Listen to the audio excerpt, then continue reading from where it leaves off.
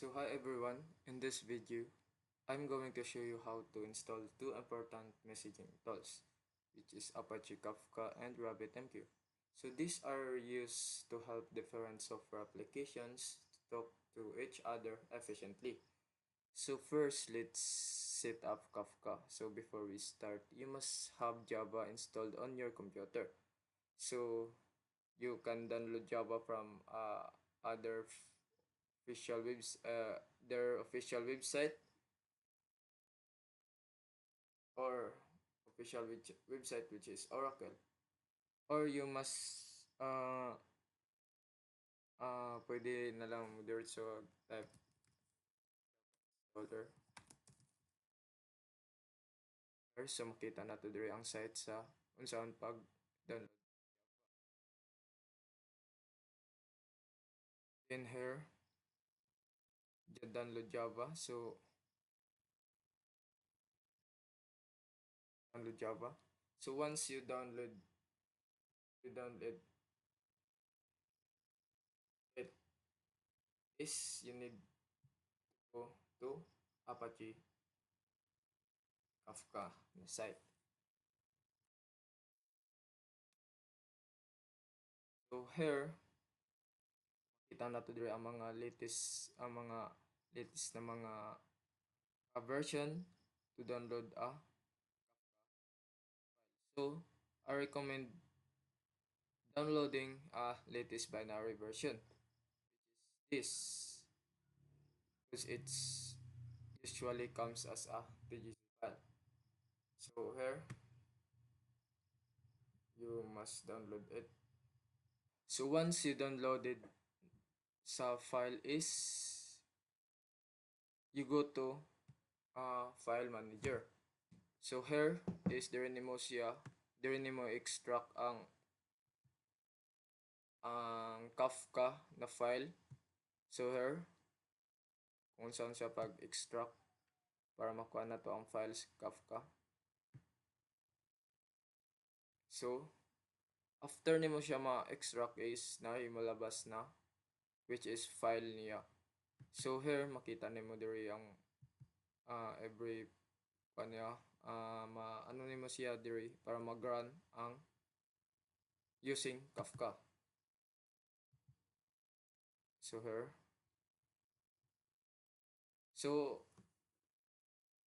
para mag-run ang Kafka is something is mag-use kag nga imong ipat sa terminal niya. So mag-use kag Zookeeper para makita namo kung unsa mag-run ang Kafka, Apache Kafka. So next is RabbitMQ. So this one is a bit different because it requires a programming language called Erlang. Erlang to be installed first. So first, you must go to Erlang pages or Erlang site para maka-download tag Erlang. Here is maniyang site, no? Here is download ka direct Erlang, then Windows, uh, Windows, then after nimo siya ma-download is you need to go to a RabbitMQ site para install tag RabbitMQ. Here makita na dire if Windows imong gamit is makita na dire ang Windows installer. Then pangitaw na tong need na to pangitaw na dependencies. So here makita na to dire ang iyang server.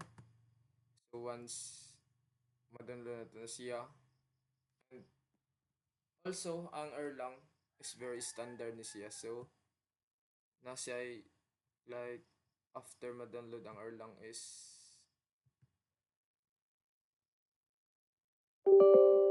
here need nimo siya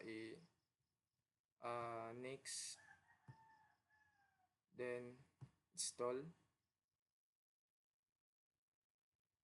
So mag-wait lang taan niya.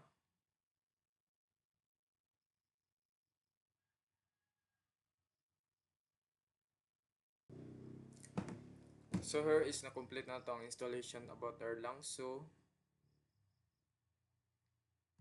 now let's go about Rabbit. So same sa Erlang is very standard po ni si RabbitMQ. So natay like what we process about Erlang. So same ra pud sila sa RabbitMQ.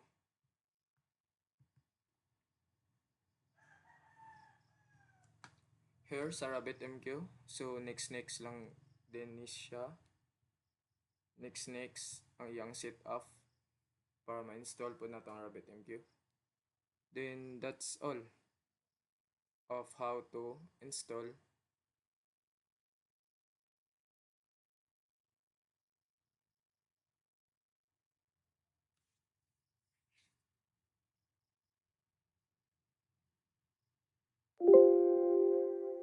so here ang RabbitMQ service so it's installation complete. So next, then finish.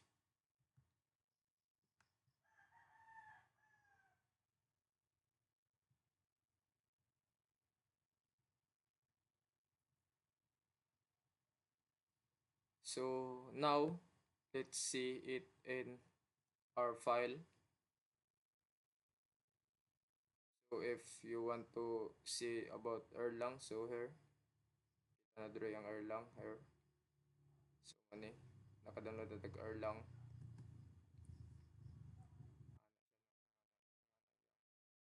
system. Then what about RabbitMQ?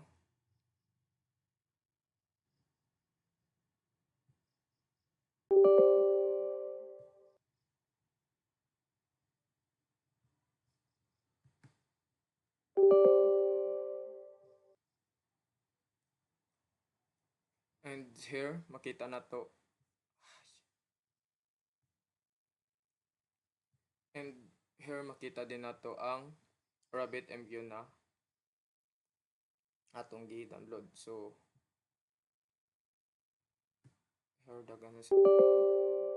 So let's say what we could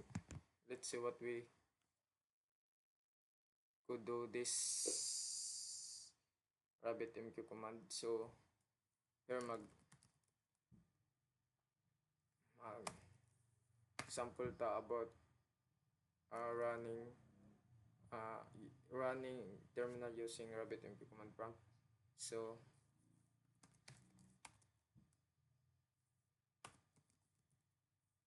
then so here makita na to ang mga list. Yeah. So for example kaniya tong yan no. About